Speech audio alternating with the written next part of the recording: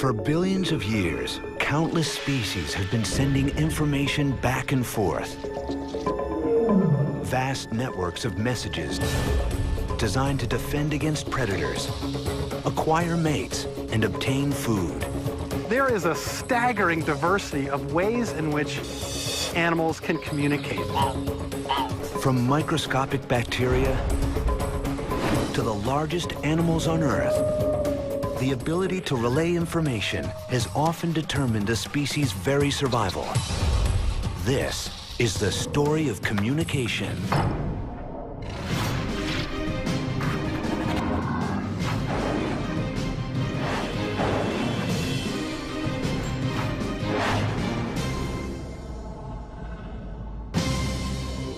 Survival of the fittest. That basic tenet of evolution implies that in the animal kingdom, it's every creature for itself. To ensure their own survival, animals rely on a vast array of communication methods. Visual, chemical, vocal, and gestured. How effectively animals communicate can mean the difference between life and death. These researchers are investigating the lines of communication between prey and their predators. In this experiment, a snake is given a choice between two frogs. Which will it eat? The message of the poison dart frog is loud and clear. My bright, colorful skin is toxic. I am a deadly meal. The other frog isn't communicating anything at all.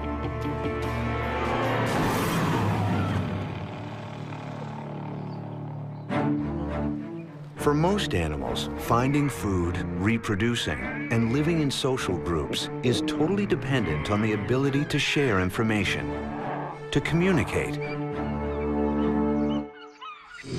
And our world today is entirely dependent on organized flow of information. But humans aren't the only species whose lofty status in the natural world is owed to its powers of communication. Communication was also the evolutionary engine for creatures that first appeared 150 million years ago. A type of insect that would ultimately become one of the most numerous organisms on the face of the Earth. Ants. There are a lot of ants in the world. If you took all the land animals and put them on a scale together and weighed it, 20% of what you just weighed would be the big pile of ants sitting on the scale. But what can explain how such small, defenseless creatures became such evolutionary giants? Deborah Gordon and her colleague Mike Green have spent years investigating the collective power of ants. What continues to fascinate me about ants is how such limited, apparently inept individuals in the aggregate can do such amazing things. Few creatures work as tirelessly or cooperatively as ants. Their intricate nests are like mini cities, measuring meters in width and depth. Their engineering feats appear to be the results of rigid organization. But how do they stay organized? And how do they communicate? At first glance, an ant colony resembles a human construction site, where workers carry out specific tasks. The ant world features the same specialization. There are patrollers who search for food, and foragers who harvest food once it's found, and the cleanup crew who sweep the nest for dead ants. But whereas a human construction site has a foreman issuing verbal, written, or gestured orders, ants have no chain of command. In fact, ants display no visible sign of being able to communicate at all. How do ants know what to do? An ant colony operates without any central control, no management, no hierarchy, nobody deciding what needs to be done. The source of communication turns out to be simple chemicals that cover the body of the ant. Hydrocarbons, A hydrocarbon is just a type of molecule that's made up of carbons and hydrogens. They're commonly found on the surface of not only ants, but all kinds of insects, especially social insects. Hydrocarbons emit an odor, and many social insects use them to communicate a very basic piece of information. Are you one of us or one of them? Most ants can't see. Their main form of perceiving the world around them is smell, and they smell with their antennae. When an ant touches another ant with its antennae, it can tell if the other ant is a nestmate. We can actually test that nestmate recognition response using a glass block. When a glass block covered with hydrocarbons from a rival colony is introduced to the nest, This right here. the ants immediately attack. Those ants are biting the block right now. Yeah, they are. Could ants also use hydrocarbons to communicate more complex information? Signals that might tell them what jobs to do? When Green isolated the hydrocarbons from the surface of different ants, he discovered that each job had a different scent. This discovery led them to design an experiment to see if it was possible to communicate with ants. Could you compel ants to do a job simply by using hydrocarbons alone? Gordon and Green created mimic ants by coating glass beads with the hydrocarbons of patroller ants, the ants whose job it is to scout for food. Would these hydrocarbons communicate a message? Each morning, the patrollers come out and search the foraging area, and the foragers won't come out until the patrollers come back. The patrollers need to come back at a certain rate to stimulate the foragers to go out. And by using these beads, we can mimic the rate at which patrollers come back. When beads are dropped into the nest, the hydrocarbon scent communicates that the beads are returning patroller ants, and that it's time for these unemployed ants to take up a new job. Go get the food the patrollers had found. It's not as though one ant gives another ant a message. It's that each ant can use its recent experience of interactions to decide what to do. So the message is in the pattern of interactions, not in any particular signal.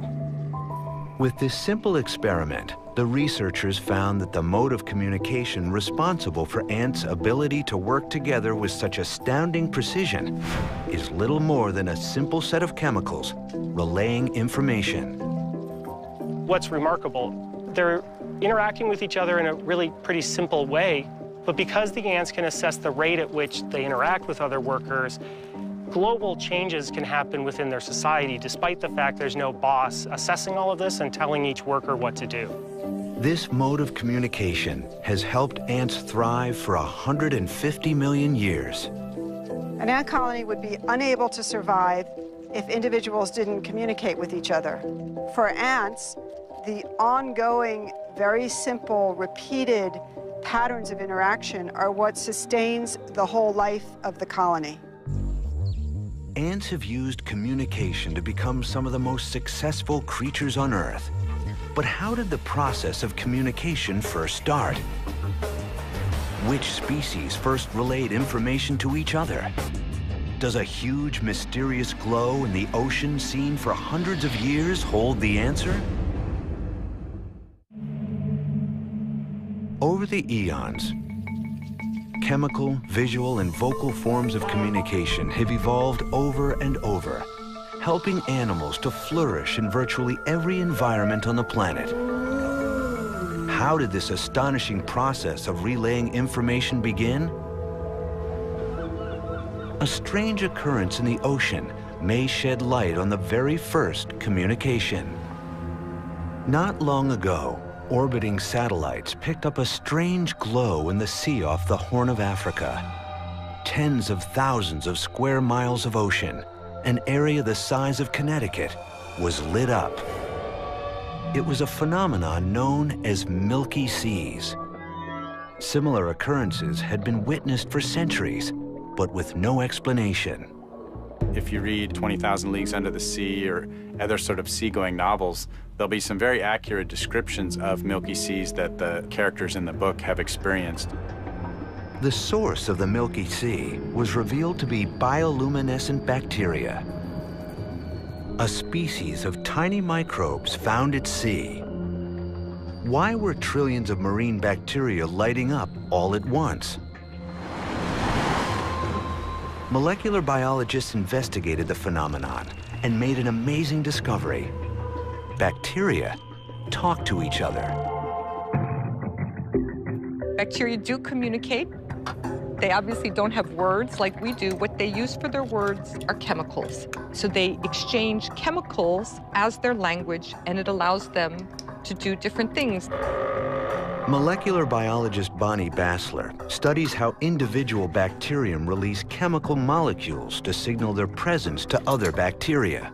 As they're growing and dividing, they're making and releasing small molecules that you can just think of like hormones or pheromones.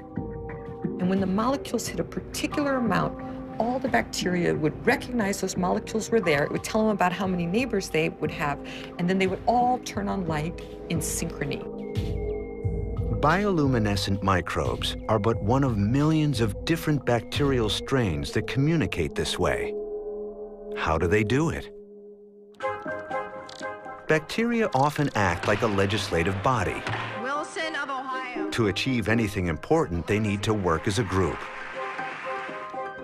And to do this, they first need a quorum, the presence of a critical number of individuals that emit molecules to each other. So we call this phenomenon quorum sensing. The bacteria vote with these little chemical votes. They count the vote, and then the entire group acts together.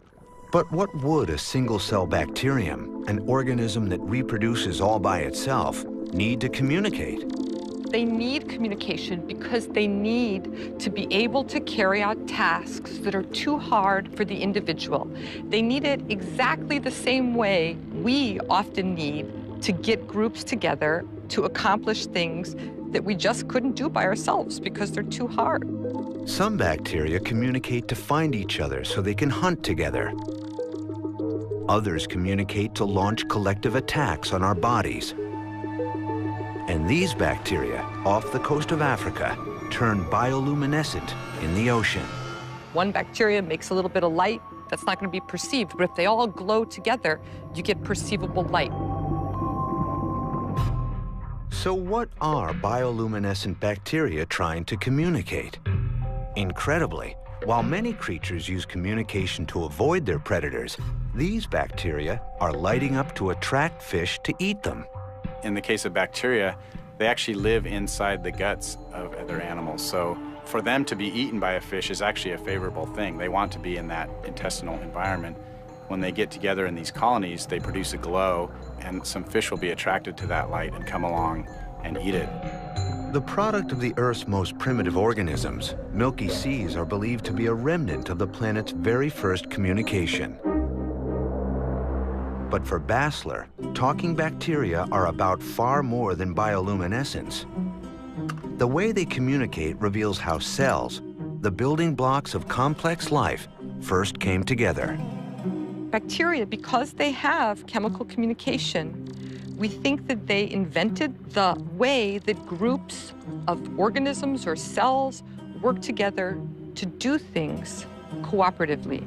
Such cooperation among cells is what creates and maintains the organs that run our complex bodies. The mechanisms bacteria use to do this chemical communication are very analogous to the strategies used by the different cells in your body to make groups and to carry out particular tasks, like your kidney cells and your heart cells and your muscle cells. In the billions of years since bacteria first relayed information, life forms have become more complex. And the process of chemical communication has been refined and manipulated by a variety of different species, all with the same purpose: survival. These California ground squirrels use chemical scents that they secrete to mark their territory. But by doing so, squirrels unwittingly communicate their whereabouts to their chief predator, the rattlesnake. Rattlesnakes have an amazing sense of smell that they use to hunt their prey.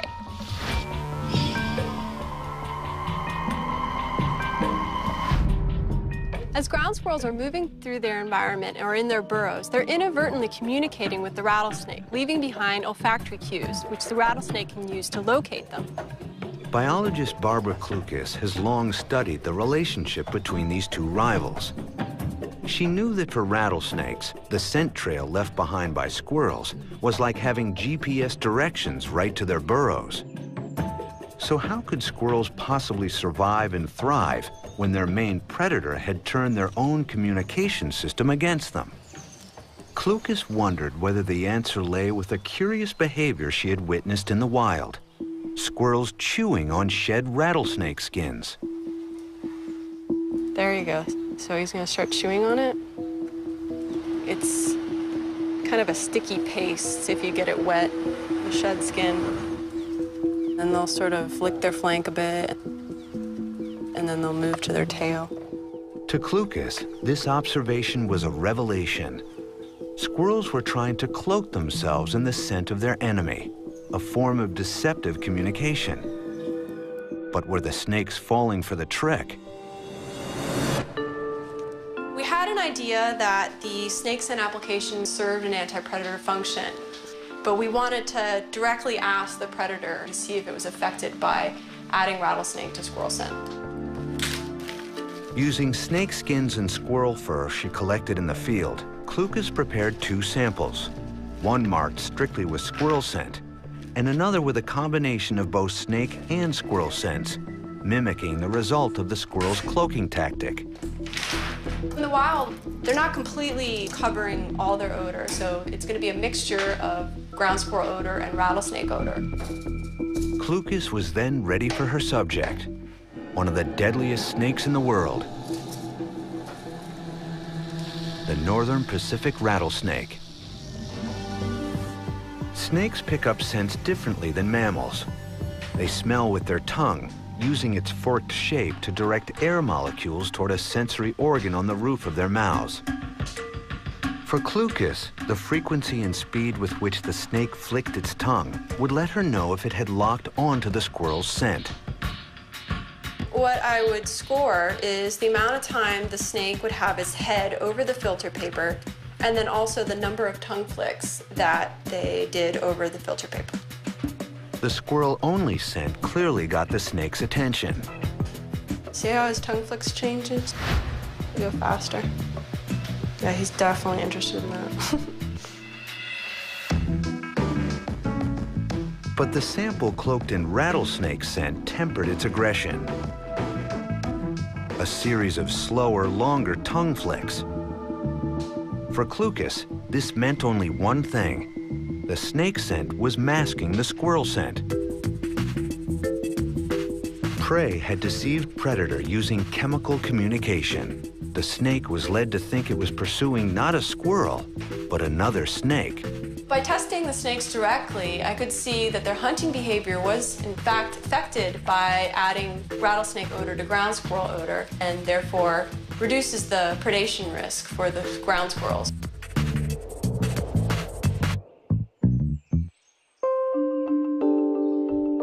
Billions of years after it was invented, ground squirrels have advanced chemical communication, using it to outwit their predators and ensure their own survival. Communication is the basis of predator-prey interactions, and ground squirrels, by applying snake scent to their body, are manipulating this communication and gaining a major advantage over rattlesnakes. Scent and chemical communication provides insects, mammals, and other animals with a fast, effective means of sending a message. But for some animals in the ocean, a different strategy for communicating turned out to be the most effective.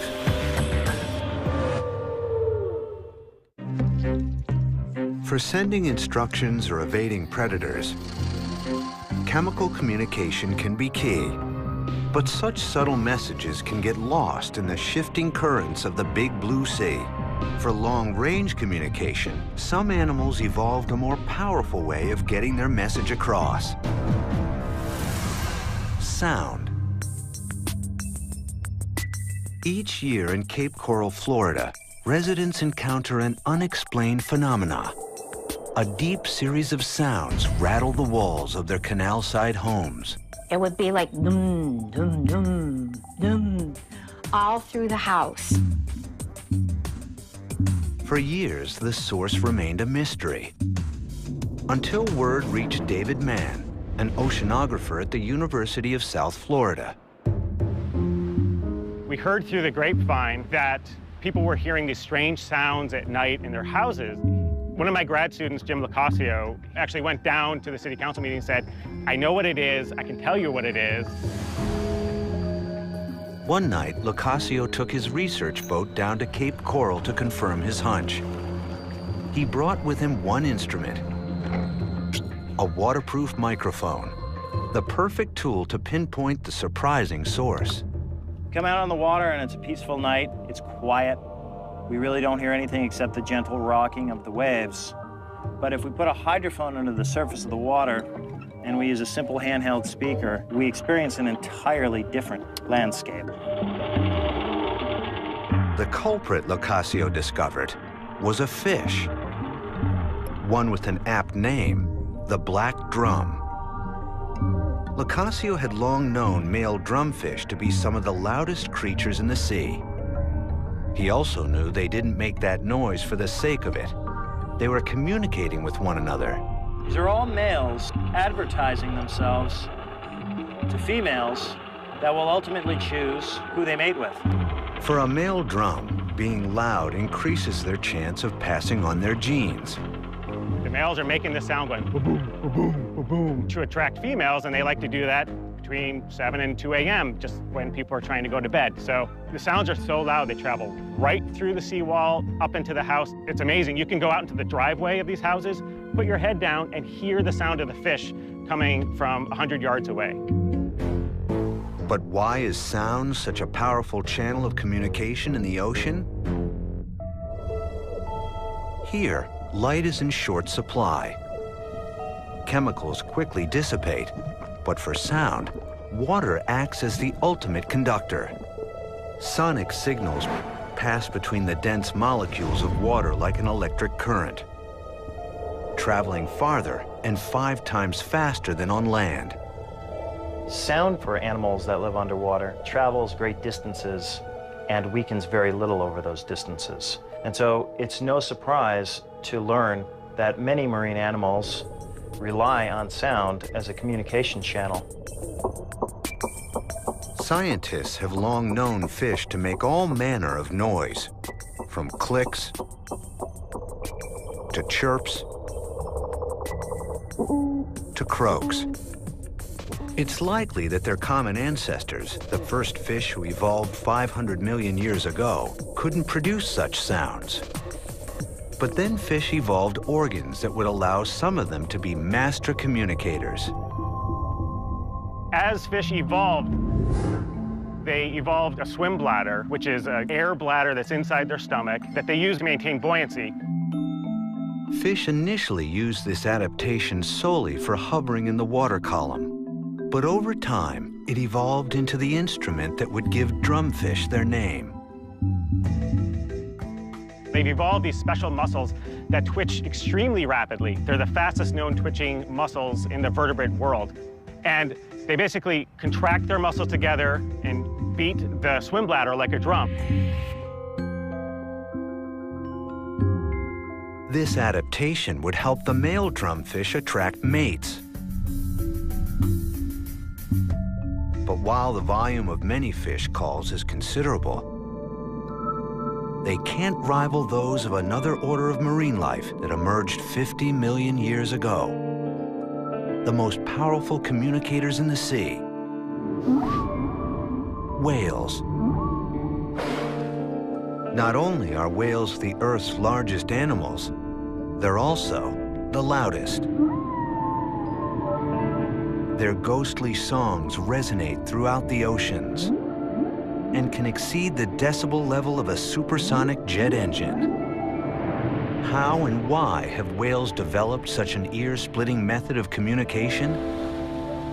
What do whales communicate to each other? And how has it played a role in these enormous animals' survival? It's the beginning of the 21st century, And we've only really just been listening to the ocean on a proper scale for less than a decade. So we're in the early stages of discovering what is actually going on with the communication system of whales. Wide-ranging and few in number, whales have been elusive research subjects. But Chris Clark, a bioacoustics expert at Cornell, wondered if he might be able to decipher the messages in whale communication. From here up is already connected. But in order to do that, he had to figure out a way to track them. Collaborating with other marine research groups, he devised a way to eavesdrop on whale conversation. We've designed and developed these auto detection buoys so we can get information back rapidly over the satellite system. We also distribute a network of bottom units, these pop-ups, that collect data continuously. The pop-ups are positioned to capture every whale call within a 300-mile radius off the New England coast. You ready? 1, 2, 3. Once the pop-ups are retrieved, the recordings are sent to Clark's lab at Cornell. He and his team are then able to use whales' calls to precisely map their movements. We acoustically locate the animal using the known positions and the speed of sound and measuring the time differences. We can actually position the animal in the bay. For years, scientists believed whales were loners, rarely interacting with other members of their species. But the acoustic maps pointed Clark towards a surprising discovery. So here are two whales that are counter-calling back and forth, and they're going to join up. They join up, move, then split up. One goes to the east, one goes down here, joins up with another whale. This one goes up here, joins with another whale. So there's this constant chatter back and forth of everybody's checking in and calling and then joining up. Clark's data reveals that these whales are actually social animals that travel in loose-knit groups to share food and find available mates. But unlike other social creatures that live and travel in close proximity, whales traverse huge swaths of open water. If you look at these animals from a satellite and you watch them over time, you see them moving as a cohesive body of individuals. It's an acoustic herd, and the herd is spread over 100,000 square miles. To communicate over these large distances, whales develop powerful low-frequency calls. With the right conditions, the bass notes of some whales can traverse entire oceans. I can hear a whale that's singing off of the coast of Canada when I'm in Puerto Rico. The voice is so low and radiates through the ocean so efficiently that it travels almost as though it's a laser. It just travels very, very efficiently in the ocean. For millions of years, these giant animals have used this channel of communication to ensure their survival. But as it turns out,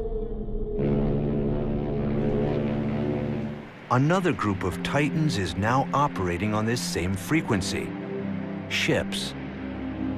Most of the time, you just hear this fog, this noise. It's indescribable. It's just sort of there. And it's been increasing, doubling in size every 10 years. Human hunting has driven many whale species to the brink of extinction. Clark now wonders whether human noise will eventually push them over the edge. If I only have a chance to communicate with you 1 out of 10 times, how do I tell you where the food is? How do I tell you whether I'm a high-quality male?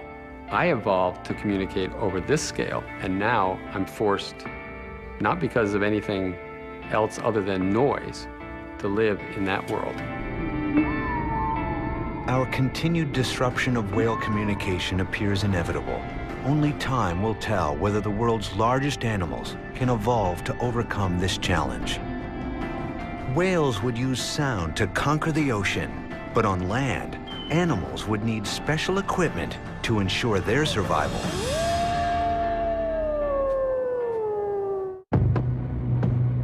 They are one of the most successful and feared predators on the face of the earth. Wolves. For millions of years, the wolf has lived in packs, subscribing to the old adage, strength in numbers, to ensure their survival. But with individual wolves patrolling large stretches of land in search of food, the pack relies on one thing to keep it together: vocal communication. Wolf howls can travel up to 6 miles and help inform other pack members where everyone is. A pack of wolves is a team working to hunt. Wolves will howl in order to find each other. So if an individual has left the pack for some time and is trying to find the rest of them, that individual will howl and will get a response, and that way can find the pack. Wolves even use howling as a form of defense, to appear more powerful than they are. Wolves as a group, as packs around the den site, have group howls to communicate to neighboring packs, hey, we're here, and listen to how big we are. Wolf howls and every mammal cry have a 350 million year history that began when ancient creatures called tetrapods first moved from water to land. It turns out that sound travels a lot better in water than on land. And so when animals moved onto land, they had to develop a whole new audio toolkit and new ways of producing sound. Life on land demanded new audio equipment, an amplifier. What evolved in many animals was a voice box, or larynx, an organ with membranes that vibrate, making noise when air is pushed through them. Voice boxes allowed land dwellers to communicate by projecting sound waves through the air. A voice box would develop in almost all land animals, including humans. Wolves would use this new communication equipment to help make them stronger predators. But it would be one species' desire to reproduce that would drive it to develop a voice box more advanced than any other on the planet. Birds. Each spring in woods everywhere, male songbirds begin singing in an attempt to woo females. To succeed, they need a method of communication that can penetrate dense forest. One of the benefits of using sound over using visual signal, especially in an area like this where visual signals quickly get blocked by trees or leaves or other things, is that sound can permeate throughout an area in a very three-dimensional kind of way. The key to bird communication lies in its incredibly sophisticated voice box. Unlike the single larynx in wolves and humans, songbirds have two that sit just above their lungs. This innovation, called a syrinx, allows wrens and other birds to modulate different notes at the same time. This helps them use vocal communication to penetrate the dense forest and find mates. And they can produce different frequencies with the left side and the right side simultaneously, which is something that humans just can't do. Birdsong has evolved to convey one main message: come mate with me. Far more sophisticated communication systems have evolved in chimps, whales, and dolphins. But new research suggests that there is one animal that may have surpassed every other mammal, except us, in language skills. It's a tiny, nearly defenseless rodent, the common prairie dog. The language-like properties of prairie dogs are probably the most sophisticated animal language that has been described to date. Kon Slobodchikov of Northern Arizona University has been decoding prairie dog chirps for 20 years. They can describe the coat color of a coyote, they can describe the size and shape of the coyote, they can describe the speed of travel of the coyote. It's a tonal language system, kind of like Chinese and some of the Native American languages, where changing the tones changes the meaning. Can these simple-looking creatures really be using highly sophisticated communication? There there are hints that prairie dogs are surprisingly intelligent. They live in massive communities with underground tunnels that can stretch for miles. Prairie dog towns are kind of like medieval cities, where there are marauders coming in, robbers coming in, and like in a medieval city, there are sentinel animals that are watching for predators. Prairie dogs have many predators to fear, and they respond to each in different ways. Here's a call for a hawk. Usually it's a single chirp. When the alarm goes up for a hawk, the prairie dog stands bolt upright. This is the call for a coyote. The call for a distant coyote sends them scurrying to the edge of their burrows. And a nearby coyote alarm sends them underground. The calls are crucial to survival. Get the call wrong, and the prairie dogs get eaten. The calls sound similar, but as with Chinese and other tonal languages, tiny differences in tone convey big changes in meaning. With some practice, we can hear the difference after maybe about 2 or 3 days. So we hear an alarm call and everybody looks around and says, "Where's the coyote?"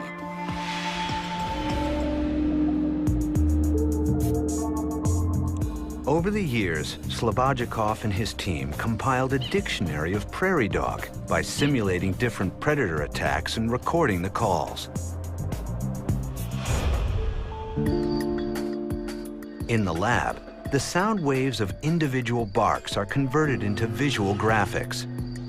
The call itself is a very complex acoustic waveform, and this is simply a pictorial representation. When these graphics are analyzed by specialized software, the team watched a few calls they recognize explode into an entire prairie dog vocabulary. Some of the calls I call adjective-like calls. Patricia wears a blue jumpsuit, and she goes walking in the prairie dog colony, and the prairie dogs call in response to her wearing the blue jumpsuit. And then she changes into a white jumpsuit, and the prairie dogs call to her in response to the white jumpsuit. The patterns on the screen look the same, but to the trained eye, the subtle variations make all the difference. Here's the call for the blue jumpsuit. It is a typical human call, but there is a trailing edge which denotes the color blue. And here is a white jumpsuit. Again, a typical human call, but it's got a buzz on the upper and the lower part. So this part codes for white here, and this part codes for blue here. Khan Slobodchikov is now working to see if prairie dogs are born with their language-like ability, or if they are taught their calls, like humans learning words. If they are, it will be hard to deny that prairie dog is a true animal language. So all along, animals have been talking behind our backs. Could it be that the origins of human language are shared with our closest relatives?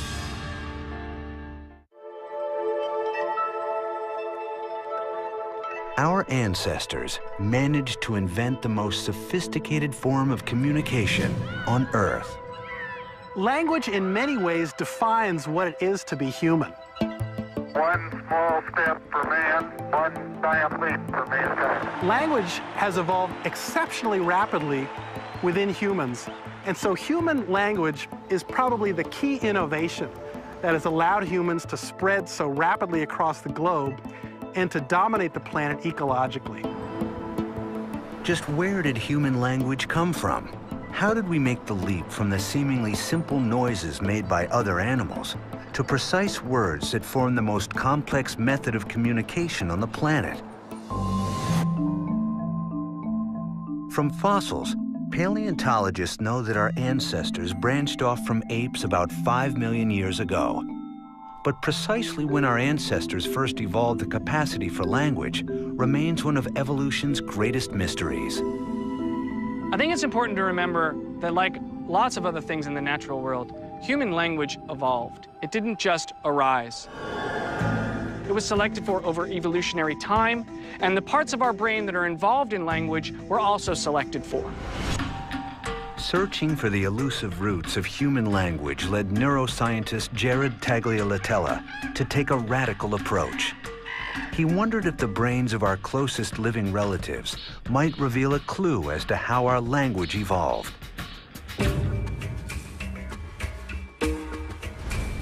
From the genetic evidence, we know that chimpanzees and humans shared a common ancestor some 5 million years ago.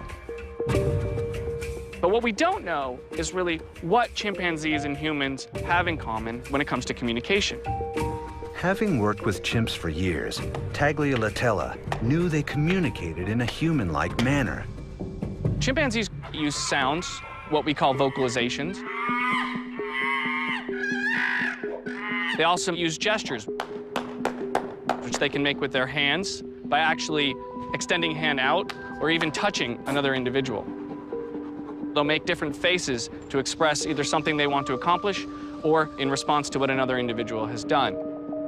So in some ways, chimpanzee communication is really similar to human language because it involves the use of all these different things: facial expressions, body postures, sounds.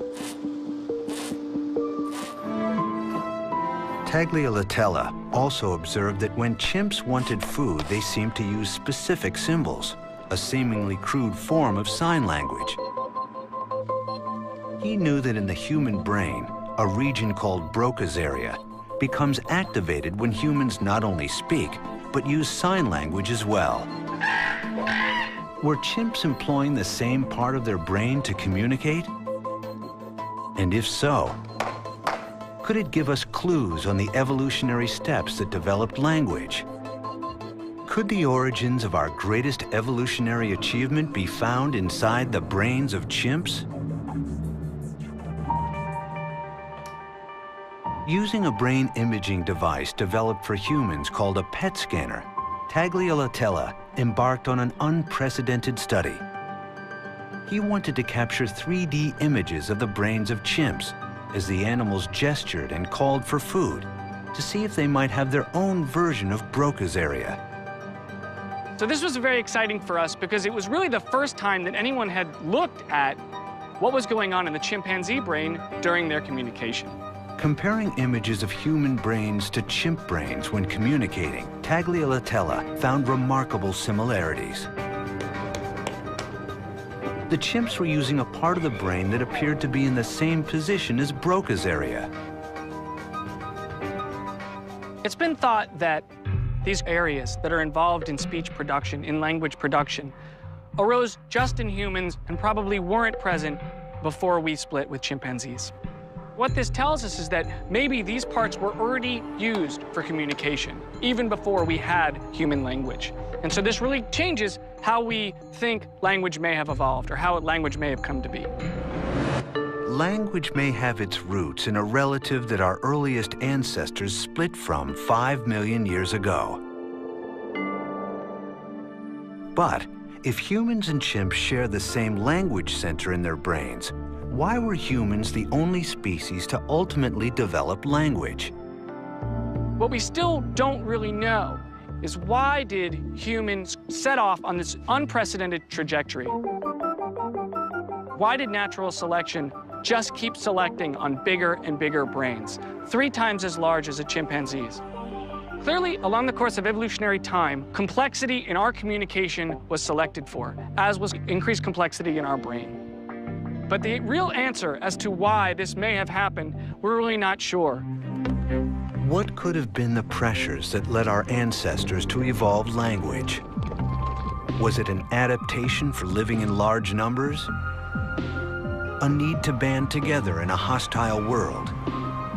For now, scientists can only speculate. For though we humans may just be on the cusp of understanding why we stand alone in our capacity to express complex ideas, to write down our thoughts, or to reason with each other, this much is clear. Communication even in its most basic of forms, provides all creatures great and small with a powerful strategy for survival.